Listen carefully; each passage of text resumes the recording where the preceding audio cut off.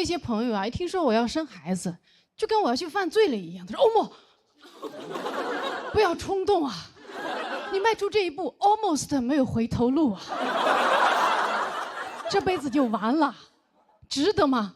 为了那么一个不认识的人。”掌声有请喜剧老友小鹿。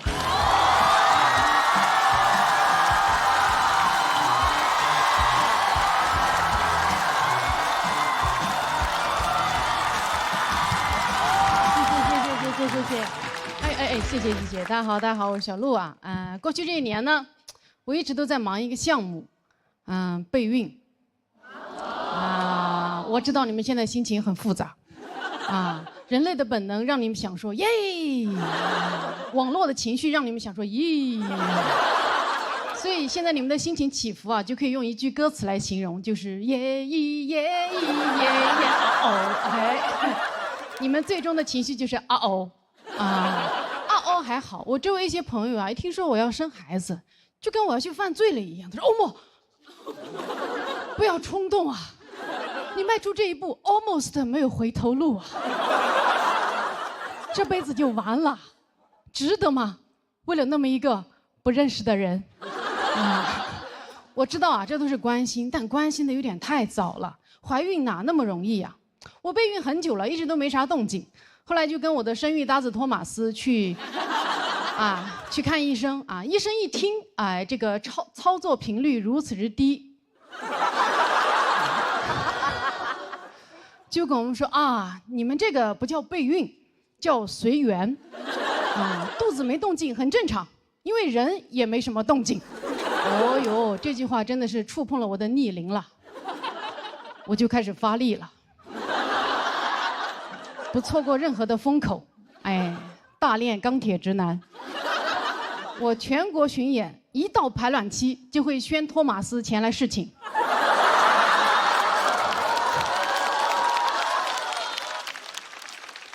他千里迢迢来到我的城市，千里送种，礼轻情意重。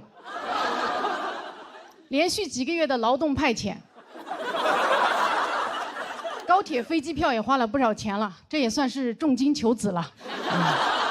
但每次都是仰天大笑出门去，千金散尽还不来。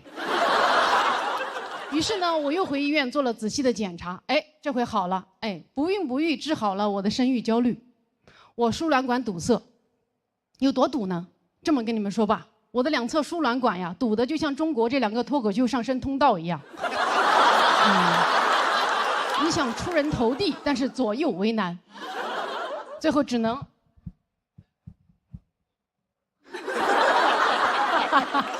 没这么绝望，我的情况没这么绝望啊。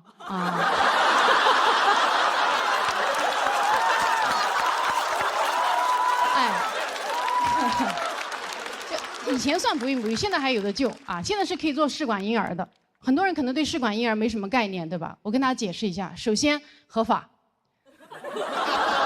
其次，我生，你们别怕啊！试管培养的孩子啊，学名叫管培生。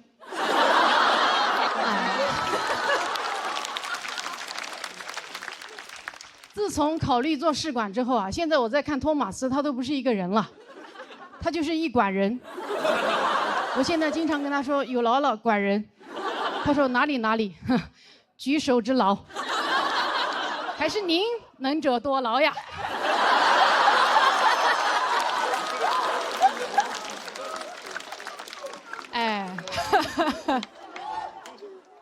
懂的都懂。比起生育能力啊，我现在更担忧我的养育能力。我真的很担心我当不好妈。我的担心呢，源自于我今年收养了一条小狗。养狗之前，我觉得我读了那么多书啊，什么鼓励式教育、无条件养育，那不是张口就来。但是我养了小狗1周之后啊，我对着这个小狗胡言乱语。我说你为什么要尿到我的床底下？你这个小狗是猪脑子吗？我不奢求你像别人家的小狗会取快递，会拉雪橇，会缉毒的，还有编制。我只要你定点尿尿，你都做不到。我养你，我还不如养条别的狗。我对你多好呀！我给你煮好肉，我自己拼谋饭。我花钱给你洗澡，我的澡都是自己洗的啊！你的良心是被自己吃了吗？托马斯打断了我说：“哎呀，他也不是故意乱尿的。”我说：“你闭嘴，你也尿不对。”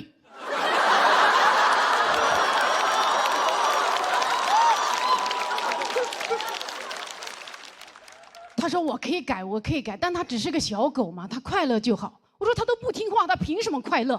他可是一只东亚小狗啊！”我说完呢，托马斯就抱着这只法国贵宾出去玩了。我恨铁不成钢的看着他们俩活蹦乱跳的背影，我就开始担忧了。以后要是真的开始育儿了，你说我的东亚模式和他爹的西澳大利亚模式，会不会发生一些教育对冲啊？对吧？我对孩子说“棒打出孝子”，他对孩子说“你是最棒的”。我说“骄傲使人落后”，他说“落后也要骄傲”。我说吃得苦中苦，方为人上人。他说吃啥苦中苦，来吃王中王。这么东西教育一合璧，这孩子以后活得多么的矛盾啊，对吧？他对自己又爱又恨，他既松弛又紧绷，既稍息又立正，他含辛茹苦的吃香喝辣，凿壁偷懒，闻鸡就饿，头悬梁追短剧。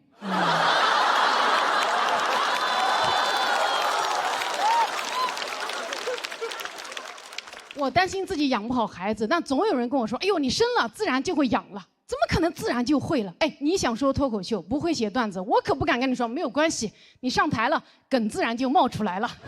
你上台了，你自然就是喜剧之王了，不可能啊！我去年那么自然的就不是了。哎，做父母怎么可能自然就会呢？啊，我记得我第一次来月经的时候啊。那天早上我吃了我人生中第一盒龟苓膏，傍晚我月经就来了。我当时完全不知道发生了什么，给我吓坏了。我脑子里第一个想法就是：我去，龟苓膏有毒！我赶紧去跟我爸妈说了我中毒的事情。我爸沉默不语，红着脸躲避。我妈递给我一包卫生巾就走了，没有给我任何解释。所以现在我也跟大家解释一下哈，棉花不好吃。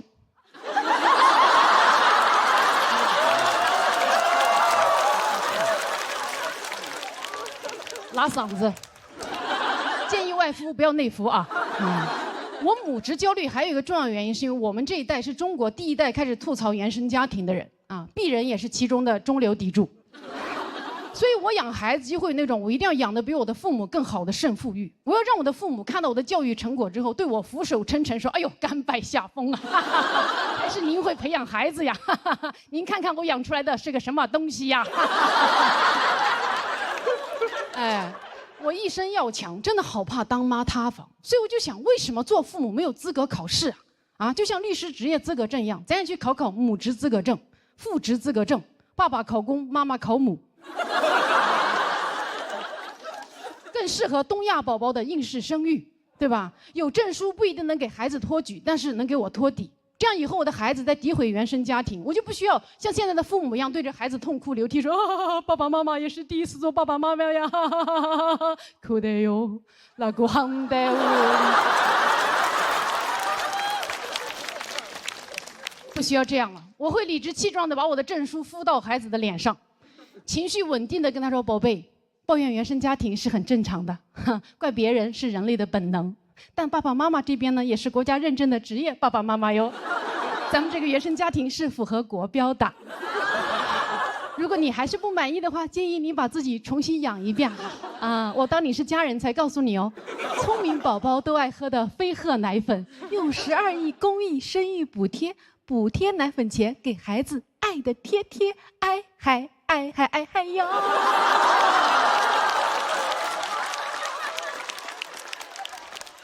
孩子说：“妈，你说唱干嘛？”我说：“啊，为了平衡事业和家庭。”好，谢谢大家。谢谢小鹿。小鹿的话题越来越猛。我第一次在脱口秀舞台上听到事情相关的话题，吓我一跳。春晚演员不太适应啊，还以为结尾是小鹿带你发大财呢，还得是。那现在这个备孕是就是还备着呢，还是就有备无患吧？就是半备半不备的啊，一个既松弛又紧绷的状态。我想讲这个话题，是因为我觉得，可能我感觉就是每到你不同的人生阶段，你真实的面对人生阶段所面临的困境吧。这个事情是我真实面对的人生状态，我就愿意用喜剧的方式表达出来。我觉得这样的话，很多跟我处于同一阶段的女性，应该会在这件事情里面找到挺多的共鸣和安慰吧。说出来又如何？我觉得在这个话题之下，演员都会选择自己觉得比较生猛的话题去讲，而生猛的话题，如果观众一下子他的接受度没有到那么高的话，会有点容易冷掉。所以我就想先打个样，我先破冰，帮大家把场子热好，大家上来可以随意的发挥，然后让自己的段子能达到效果的最好。下一位要上场的朋友是今年的新朋友了，是一个能量值可以说很低的新朋友，但是他精神状态领先咱们可以说很多年，所以恳请大家仔细听一听他要跟大家说什么。掌声有请陈艾。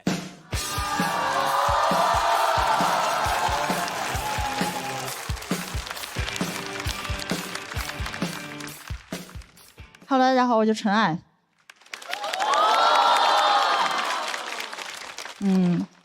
我做脱口秀这行也有几年了嘛，混的怎么说呢？不能说大红大紫吧，也算是没有收入，根本没商演，每天在家只能健身、看书、做饭。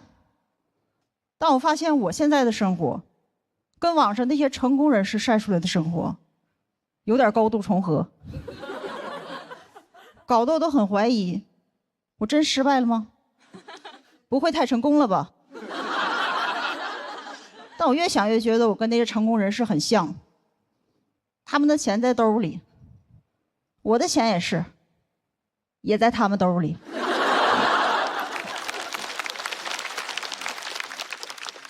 当然我也不是不想努力，我只是想休息一下。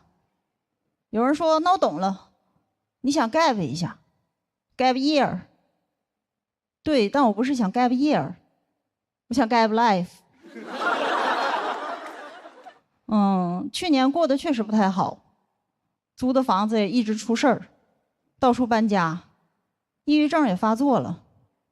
还好最痛苦的时候有个朋友一直陪我，某音。我真挺喜欢刷短视频的，我也知道很多批判的声音，比如劝你说别沉迷，天天刷这玩意儿人生就完了。还好我刷之前人生已经完了。甚至我觉得说短视频会毁掉人生的人，既高看了短视频，也高看了我的人生。毁我人生的多了去了，失业、贫穷、原生家庭、剪坏我刘海的发型师都排着队呢，你短视频算老几？甚至我觉得这小玩意儿还想影响我的生活，你最多算是骆驼身上的第一根稻草。然后还有人说短视频最大的危害就是让人不思考，有没有可能我刷这个就是不想思考？反正我那段时间一思考就想死，全靠在上面看人擦边。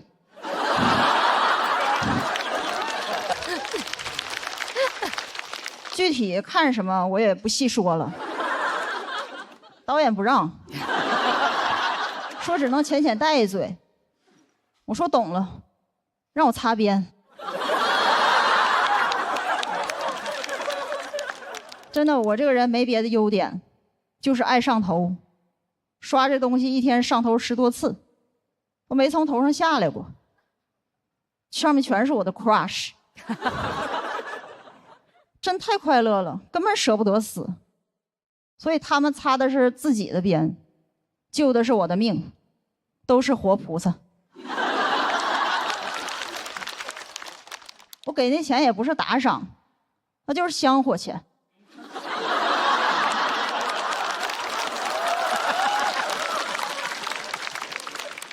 真的那段时间就感觉我看的视频越短，人生就越长。我靠短视频续命，3秒3秒的续，就感觉阎王让我3更死，我不小心刷到5更。后来来阎王都急了，说你干嘛呀，还死不死？我就把视频分享给他，他也上头了，不催我了，开始催更。真的，我发现我很需要这个东西，因为我的人生中找不到几件事儿让我既快乐又上瘾，还合法，而且还很省钱。因为我看了1年多直播，只在最开始充过1块钱，然后就靠着在里边抢红包挣了好几百。我每天在直播间为自己谋福利，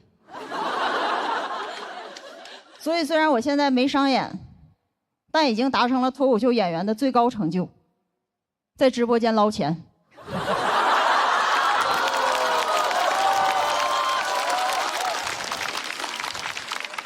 真抢了不少钱。我这样在大主播那还好，遇着那种小主播，我1个月抢的比他挣的还多，搞得我都想要不打赏点吧，反正花的都是他的钱。然后我不但爱刷短视频，还特别上头里边那些神曲，你们肯定也都听过。这种歌有个最大的特点，无论听的时候我的意识多嫌弃，腿已经开始跟着抖了，就感觉我大脑说太土拿走，我腿说拿回来。怎么说，我的音乐品味就像跳楼机。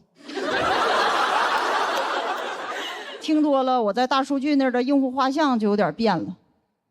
他现在觉得我是一个中年的卡车司机，已经开始给我推荐汽车零件和 polo 衫了。我也终于刷到了自己之前没刷到过的东西，米其林、轮胎。最近比赛，很多人跟我说加油，我都想问汽油柴油。但其实我理解听那些歌的司机和外卖员，因为我那段时间抑郁到起床都困难，我就需要那种又土又来劲的东西，让我从床上爬起来，否则再高雅都不行。哪怕贝多芬亲自来给我弹钢琴，我也会觉得你这玩意儿不来劲呢，给我换 DJ 版。而且高雅的音乐都很忧伤，听的人更想死了。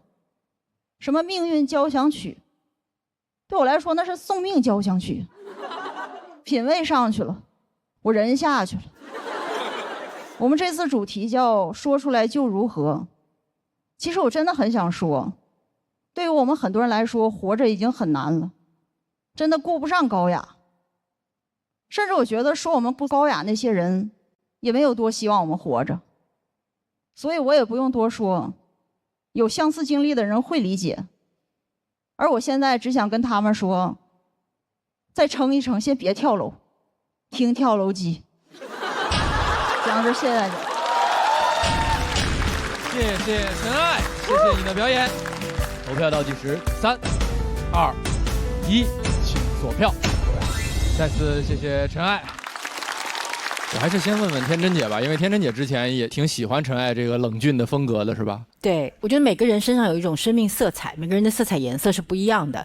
陈爱身上有一种那种哑光感，它不是那种一抹让你觉得很奇幻的亮色，但是它是一抹让你跟它可以光感连接上的一些时候，你会读到一种非常强大的生命能量。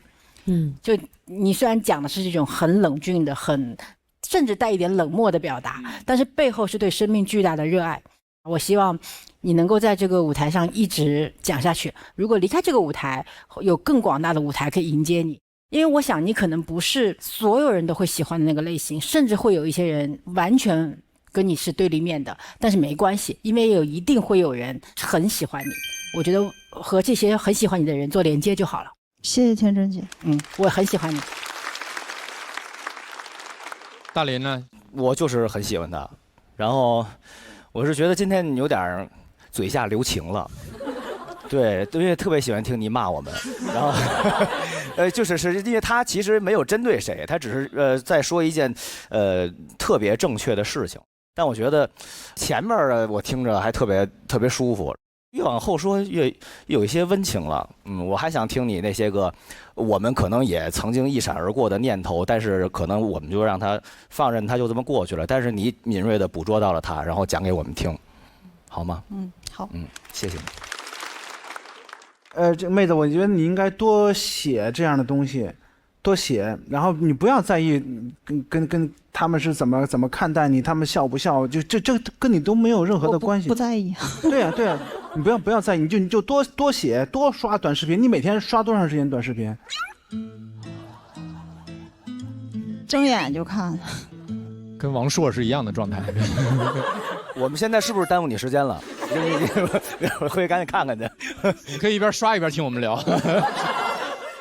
我喜欢你这种表达，冷酷，从头到尾脚没动过，手没动过，眼神也没动过，就是你们爱听不听跟我没关系，非常好，我就喜欢这样的状态。你每年春晚不都这样吗？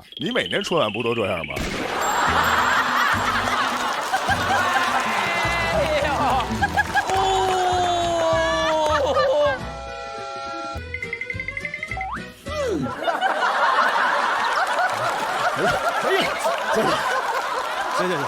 错了。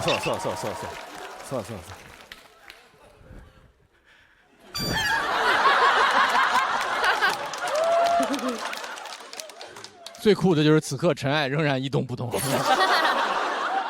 我觉得他好可爱。是我看你看得很投入哈。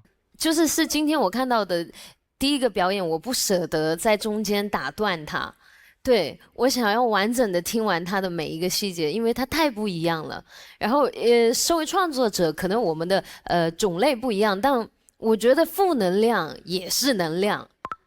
有的时候强大的负能量也能够支撑你，用不一样的角度。而且我很害怕，我一天会刷太久短视频，我真的是会没有办法，自责是吧？对，不是，我会没办法思考，没办法静下来去做事情。但我从来没有想过你说的这个角度，我今天就恍然大悟。我觉得对啊，也许每个人判断这个世界的标准是完全不一样的，但是只要这个东西它是能够去传递爱和力量的，一定是好东西。所以你一定要坚持你做的东西。对，谢谢。妹子，你平时在哪儿演出啊？我想去看。我不说了吗？没有演出。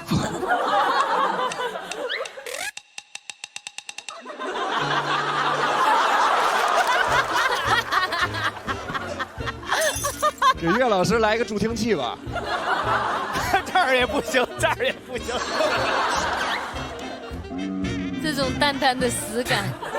对不起。我请你，我到时候我演出我请你。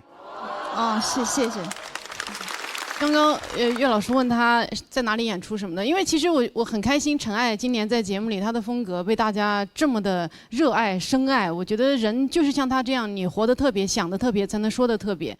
我就很希望他的内容抵达到他真正的受众，以后陈爱能有自己的专场演出，去让他的受众来接近他。因为他刚刚说的那种没有演出是真的，就是没有收入的状态，所以就很希望这样的处境因为节目能够发生改变。肯定会改变的，一定会的。我特别开心，因为之前我看您的表演，就是您在演的过程和最后的这个聊天的环节，其实笑非常少。但是今天我看到您上台就讲了第一个笑点之后，您自己就笑了。我的钱也在他们兜里。我那个瞬间特别开心，这是今天可能我最开心的一个瞬间，我特别为您开心，我也为自己开心。然后这个喜剧的魅力的确会让人越来越开心。确实，我多说一句，我觉得可能有些朋友没有那么喜欢陈爱的风格，或者是听到的时候会冷冷的咯噔一下，也许就是因为他所说的事情，其实我们每个人都想过，只是不敢。也许就是这个原因，是吧？谢谢陈爱这段表演，也获得了气氛组的4票满票，请你先暂时回到等待区入座休息。我觉得特别开心，是见证了陈爱在这个节目上的变化。他是一个非常内闭的一个人，然后这个节目在交流的过程中，他还是交到了一些新的朋友。为什么要笑？我哪句话说的不对劲儿了？你吱吱声。大家觉得你性格很可爱，喜欢的是你这个人，所以笑。有止疼药吗？胃疼。我有这个头疼药。我这胃疼。复方消化酶跟胃有点关系。吃完我怕我更饿。或者这个福能不能保你？没事，走吧。我其实也很庆幸自己选了这样的平台，是认识了一些值得收获的朋友。我感觉有场景会好一点。哦，感觉得换一个别的，因为那边地方他们就很理解我，就会保护我、照顾我，没有像个人那么孤单。然后大家是一个团队、一个集体，我觉得挺好。我放松，就该你们紧张了，就很方便。我的钱也是，也在他们兜里。纯爱钱财。